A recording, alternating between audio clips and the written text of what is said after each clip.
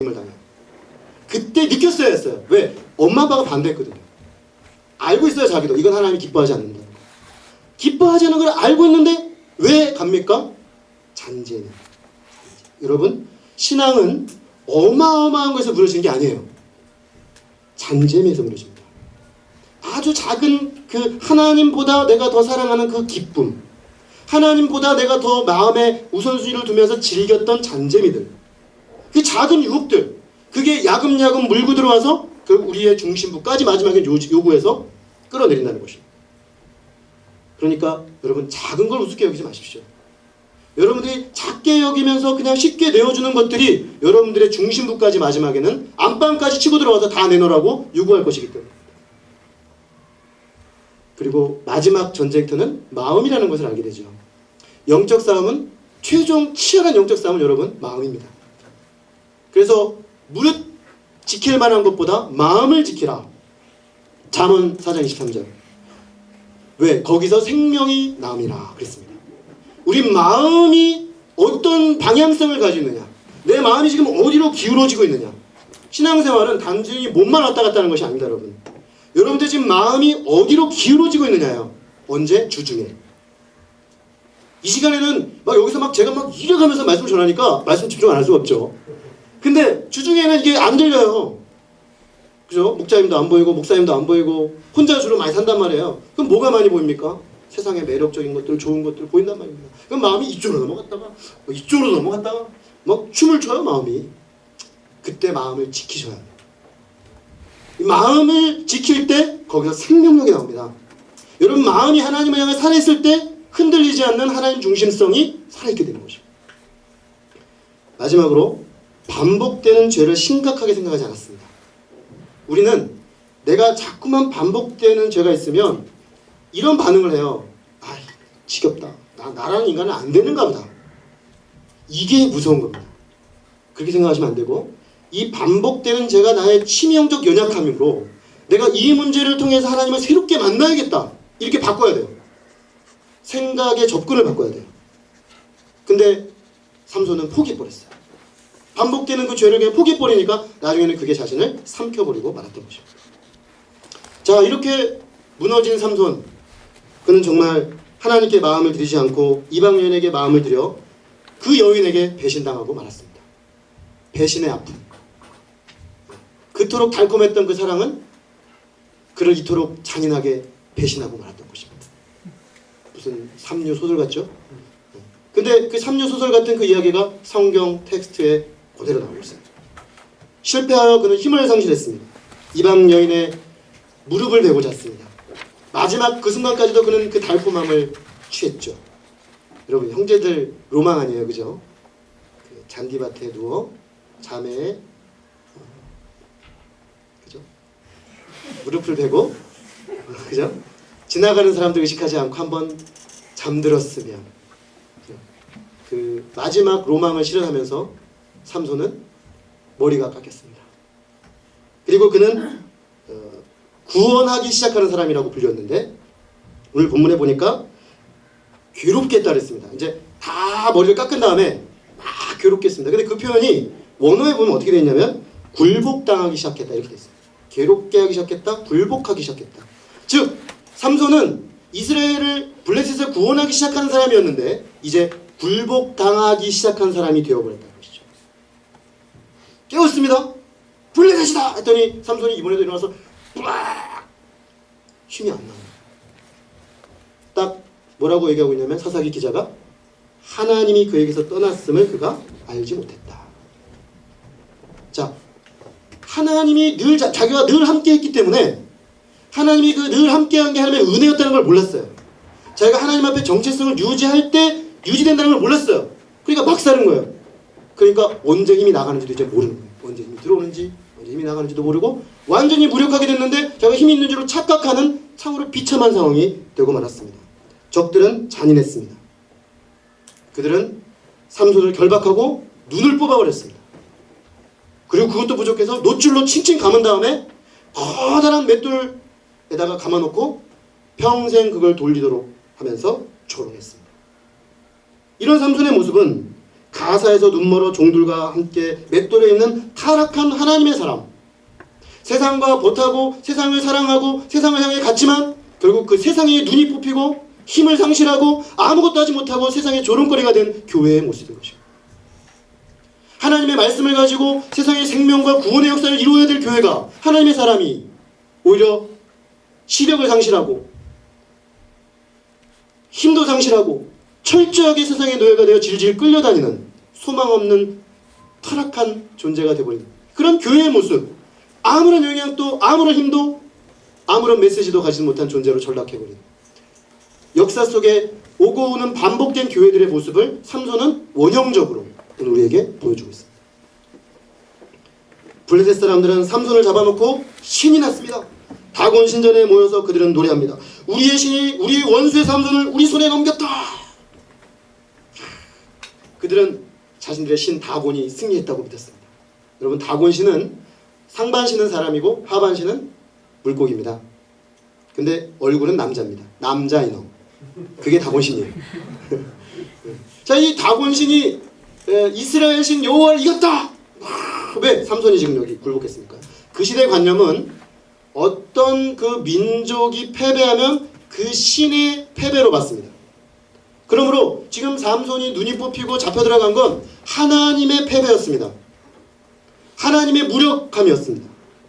결국 하나님의 이름을 가졌던 사사 삼손의 실패는 하나님의 이름을 땅에 떨어뜨리는, 하나님의 영광을 심각하게 훼손하는 결과를 빚고 말았습니다. 그러나 블레셋은 심각한 무지를 범했습니다. 그들은 이스라엘과 이스라엘의 하나님은 끝났다고 봤죠. 그러나 이스라엘의 하나님은 자기들 신과 달라요. 이스라엘의 하나님은 자기 백성을 훈련하시는 분이에요. 이스라엘의 하나님은 자기 백성을 훈련하여 바로 세우기 위하여 때로 그들을 고난 속에 내어줄 수도 있는 분이에요. 절대적 상관관계, 사람에게 귀속되는 존재가 아니에요.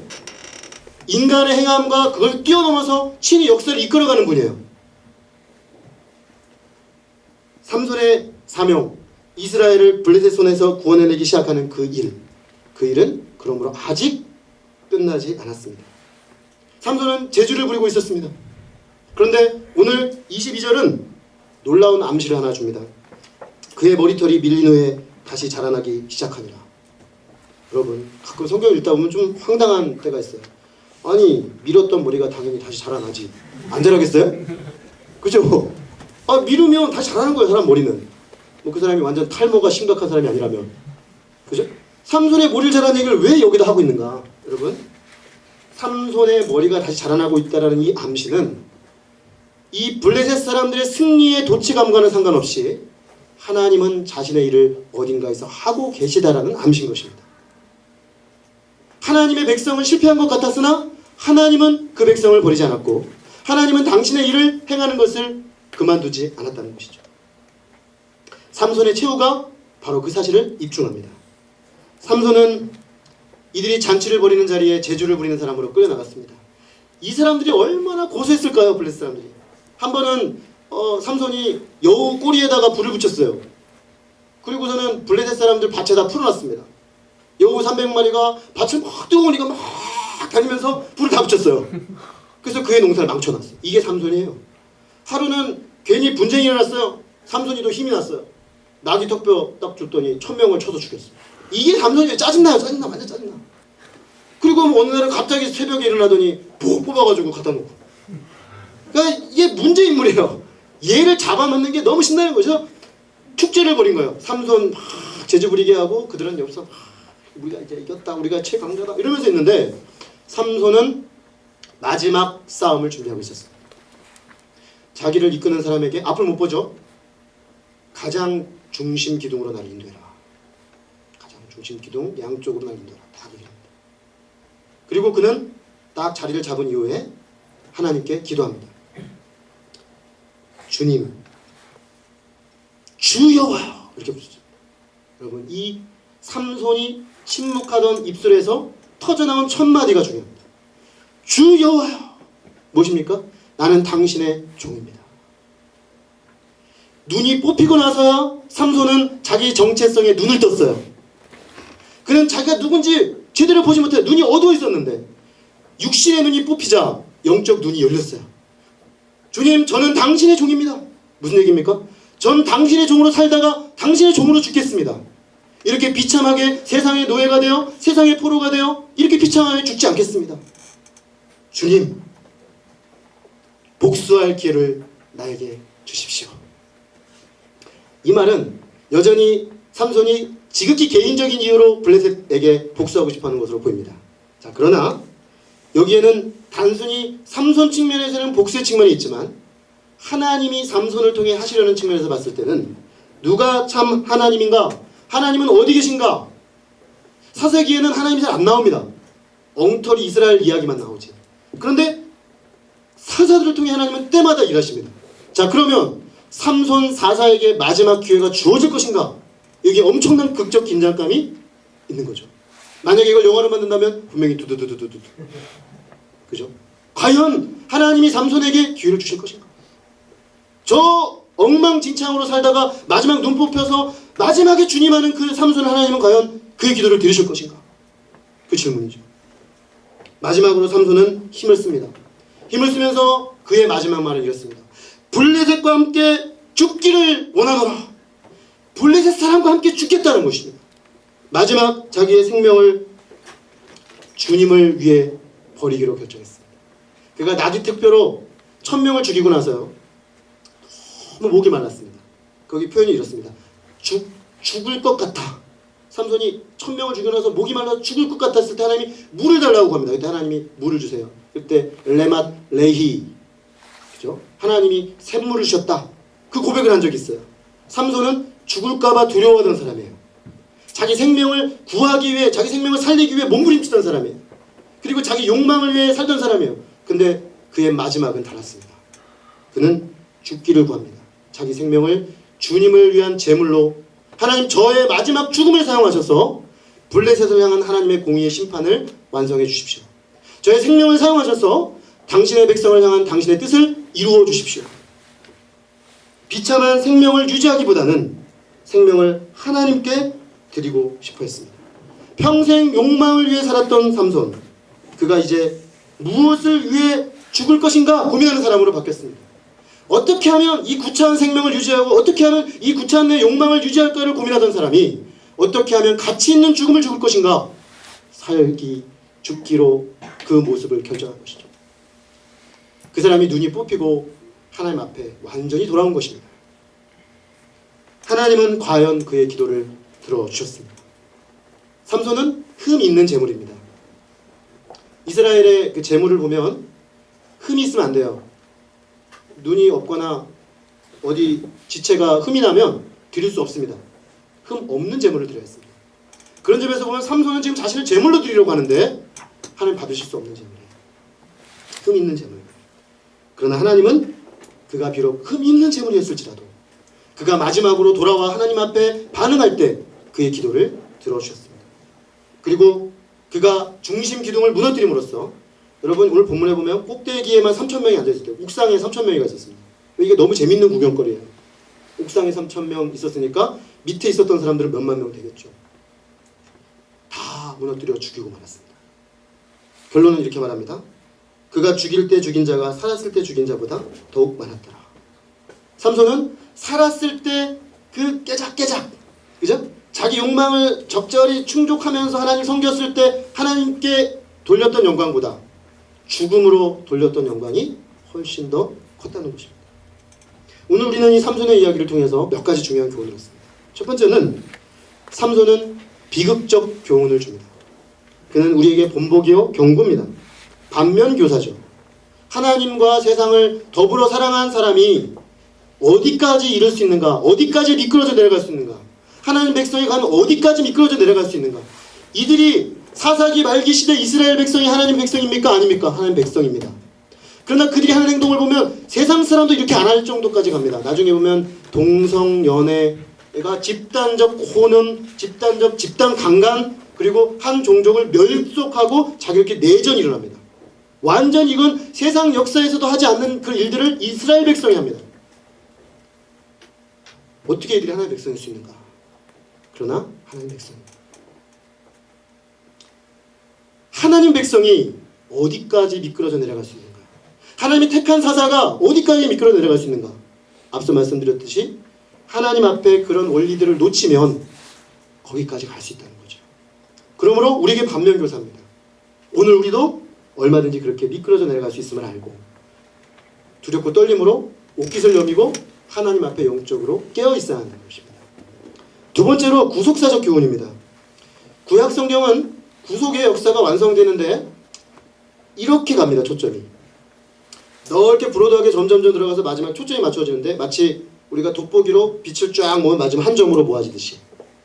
그럼 그 점은 뭐냐? 예수 그리스도입니다.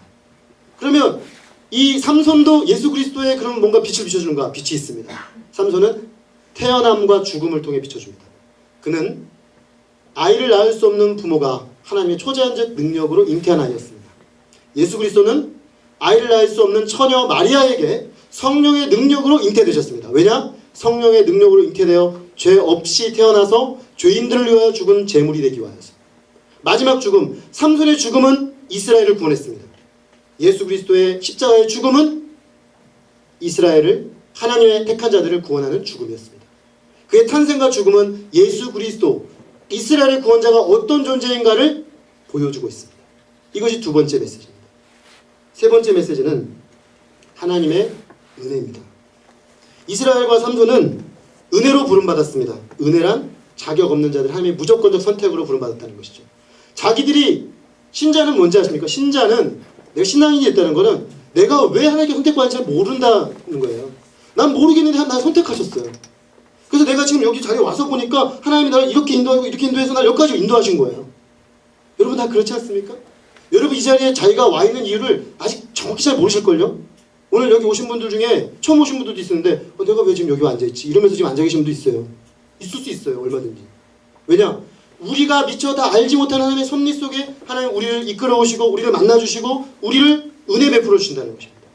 삼손도 그랬어요. 태어나기 전부터 택하셨어요. 태어나기 전부터 구원자로 지정하셨어요. 그리고 서원하여 하나님의 나실인으로 살았습니다. 계속해서 그가 잘 못 살았음에도 불구하고 권능을 주십니다. 은혜를 주십니다. 할 수 있는 힘을 주시고 지혜도 주시고 하게 하셨어요. 그러나 신실하지 않았습니다.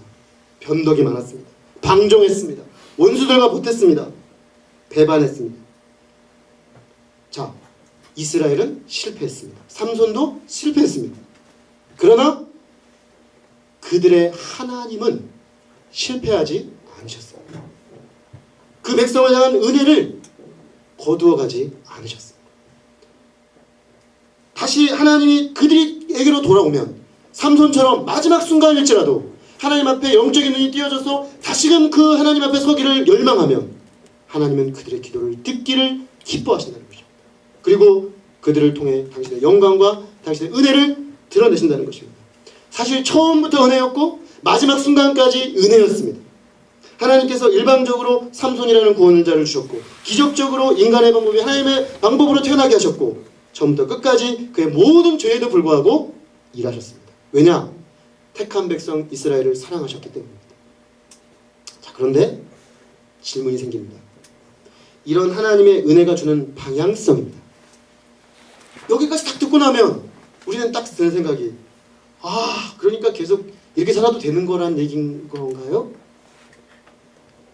여러분 그런 생각 들지 않습니까? 그럼 어차피 우리가 어찌 살든 하나님은 은혜로 다 구원하시니까 우리가 어찌 살든 뭔 상관이에요? 라는 얘기를 하고 싶으신 건가요? 라고 질문할 수 있습니다. 반대입니다. 이런 삼손도 이런 이스라엘도 하나님이 구원하셔서 은혜를 드러내기 원하신다면 우리가 살아있는 날 동안 삼손의 마지막과 같이 살 수 있다면 훨씬 더 영광스럽겠죠. 훨씬 더 그 사람을 통해 드러난 하나님의 은혜와 영광이 크게 드러나겠죠. 사실 오늘 본문은 우리로 하여금 거룩한 삶을 살라는 거룩한 요구와 부르심의 말씀입니다. 삼손의 삶이 다행인 것은 마지막이라도 그가 반응했다는 거죠. 그러나 삼손의 삶이 비극인 것은 그것을 마지막에야 이루었다는 것입니다. 그러므로 우리의 삶의 다행이라면 우리가 죽기 전에 이 사실을 깨달아야 한다는 것이고 우리 삶의 비극이 반복되지 않으려면 마지막까지 가서 깨닫지 말고 지금 말씀이 선포되는 이 자리에서 깨닫고 지금 여기서부터 그렇게 살기 시작해야 한다는 것입니다. 지금 여기서부터 그런 죽기를 열망하며 내 삶을 살 때 그 삶이 내용이 완전히 달라진다는 것입니다.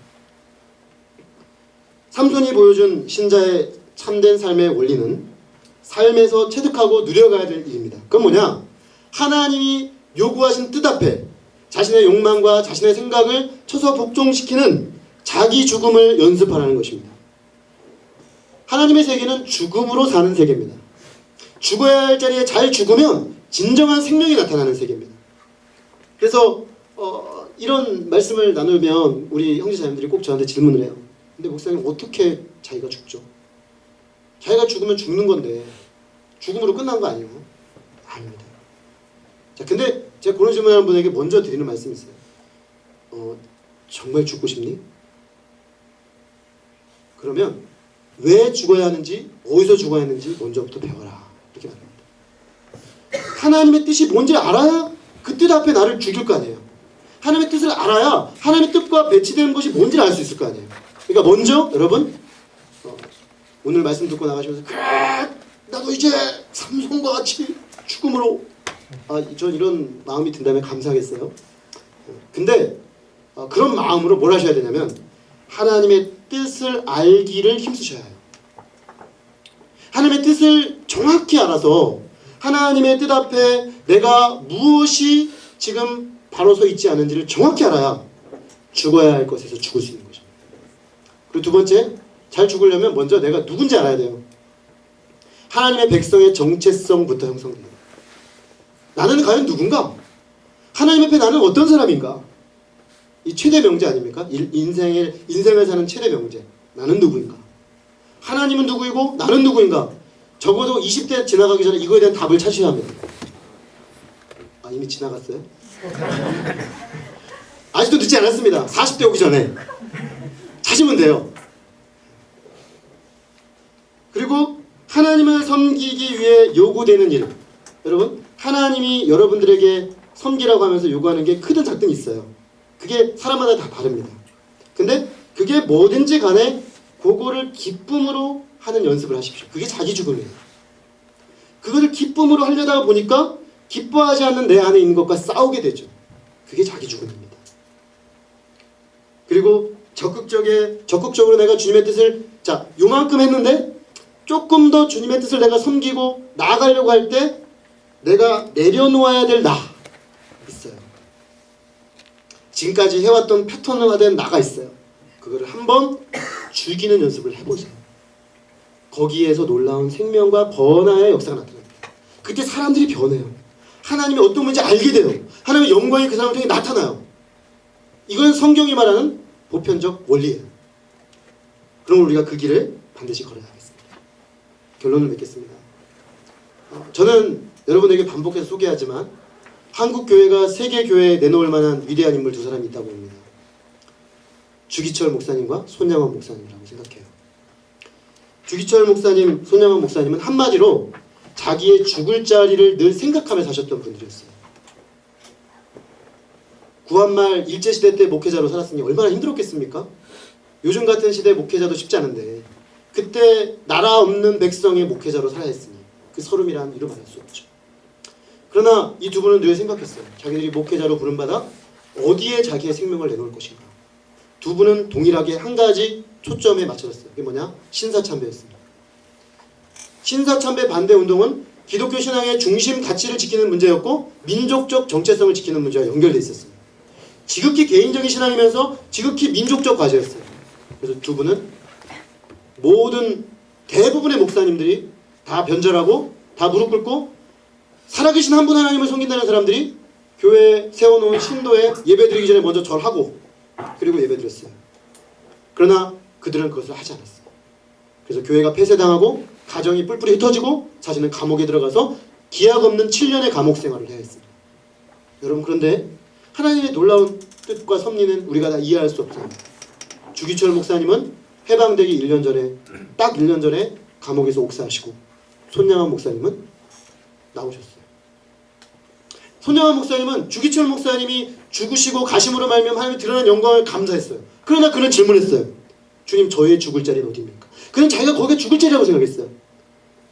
근데 하나님이 손양원 목사님을 통해서 주기철 목사님이 순교를 통해 드러내셨던 하나님의 영광, 그것이 있었다면 손양원 목사님의 죽을 자리는 아직 있었어요. 더 남겨져 있었어요.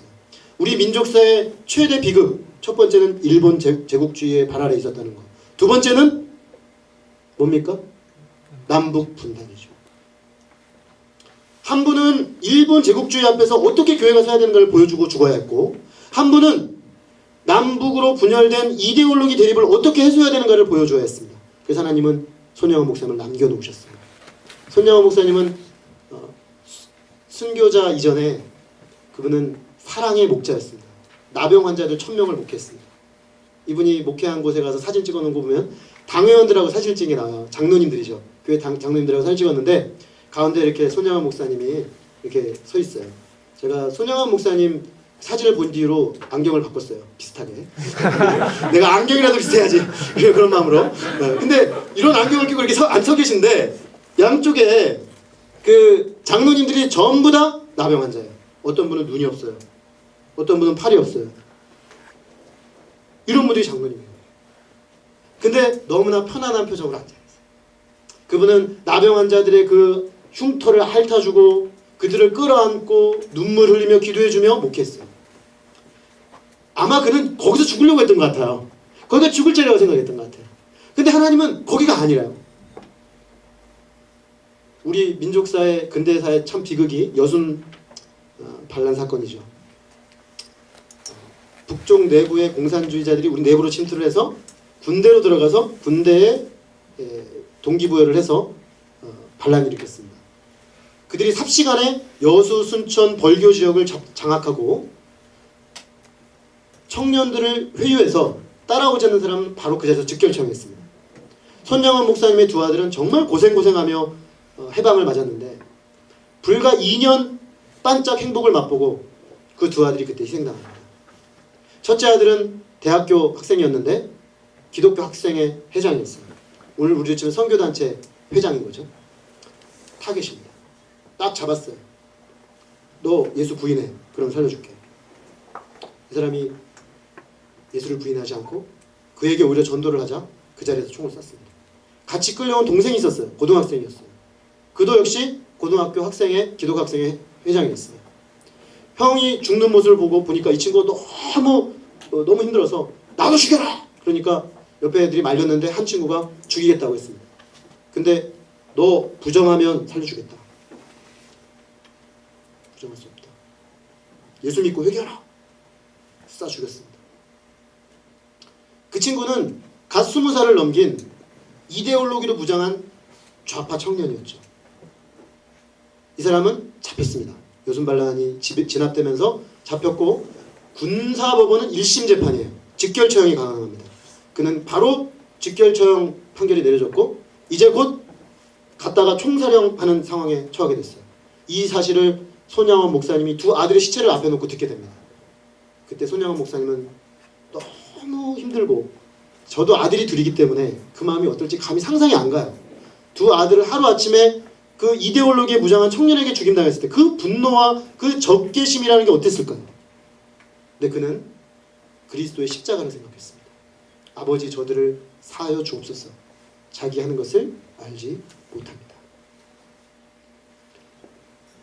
그는 용서하기로 결정했어요. 그리고 막내 딸을 보냅니다. 지금 권사님이 되셨는데 딸을 보내가지고 청장을 찾아가서 이 서류를 줄 테니까 청원서를 넣어라. 그 청년을 살리라고. 그리고 내가 그를 아들 삼겠다. 처음에 믿지 않아요. 경찰서장이 무슨 소린가. 근데 정말 보니까 아들 삼겠다고 하니까 마지막 끌려가기 직전에 그를 끄집어내서 살려냅니다. 그리고 과연 손양원 목사님이 그를 양아들 삼으셨어요. 가는 곳마다 데리고 다녔어요. 하나님이 내게 새로 주신 아들입니다. 손양원 목사님이 가시고 나서 이분은 참 힘들었어요. 왜냐하면 아무도 그 사람의 진정성을 믿어주지 않았으니까. 그러나 그 아버지가 자기 베푼 사랑에 감동했어요. 그래서 그가 죽으면서 유언을 남겼습니다. 자식에게. 우리 아버지가 내가 꼭 목사가 돼 하나님 말씀을 전하는 사람이 되기를 바라셨는데 나는 그 두 청년을 죽인 죄책감에서 벗어나지 못했다. 그러나 너희들 중에 한 명이라도 그 길을 걸어갔으면 좋겠다. 그래서 그 첫째 아드님이 목사가 돼서 지금 목회 활동을 하고 계십니다. 손양원 목사님의 그럼 죽을 자리는 어디였습니까? 6.25 전쟁 때였습니다. 북한군이 막 밀고 내려와요. 여수까지 내려왔어요. 다 도망갑니다. 저 밑에까지 내려왔는데 다 이제 배 타고 부산으로 다 최종 전투 진지 뒤로 이제 숨어 들어가는데 선도들이 손양원 목사님 배에 타요. 그냥 조용히 탑니다. 수순이 가시나 보다 했는데 다 탄 거 확인한 다음에 배 떠날 때 뛰어내립니다. 보내고 마지막에 홀로 남겨진 몇몇 그 문둥병 환자들과 기도하다가 공산군에게 잡혀요. 총뿌리를 대고 이제 과수원 밭에 가서 처형을 하러 가는데 가는 내내 이분이 그 청년들에게 예수님을 전하는 거예요. 예수님을 알아야 영생이 있습니다. 예수님을 믿으십시오. 이 청년들이 듣기 싫은 거예요. 개머리판으로 그분의 입을 다 짓이겨 놨어요. 나중에 그분의 시신을 검사해 봤는데 이게 다 뭉개졌어요. 그리고 거기서 그분은 마지막 최후의 죽음을 죽었습니다. 여러분, 제가 왜 저는 이분이 한국이 향후에 60년, 70년, 100년을 나아갈 길을 제시했다고 봐요. 무슨 얘기입니까?